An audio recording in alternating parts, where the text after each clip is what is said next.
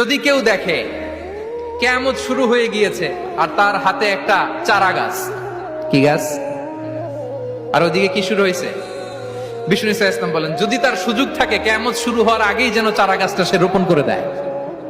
তার মানে থামার জন্য এই পৃথিবীতে আমরা আসি নাই, আমরা পৃথিবীতে এসেছি এই পৃথিবীকে আবাদ করার জন্য, এই পৃথিবীটা লিড করার জন্য, এই পৃথিবীতে শুধু সামনের ছোটার জন্য মুসলমানদের আগমন হয়েছে। চিল্লায় বলেন ঠিক কিনা? মানে ইসরায়েলের যুগে এক আল্লাহর ওলি, তার পাশে থাকতো এক বেনামাজি।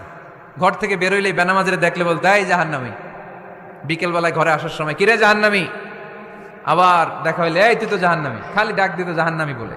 কিয়ামতের দিন আল্লাহর ওলিরে আল্লাহ ডাকবে, আল্লাহ ডেকে বলবে এই তুমি যারা জাহান্নামী বলে ডাক দিছো, কে জাহান্নামে যাবে আর কে জান্নাতে যাবে এই ডিলারশিপ কি আমি দুনিয়ায় তোমারে দিছিলাম?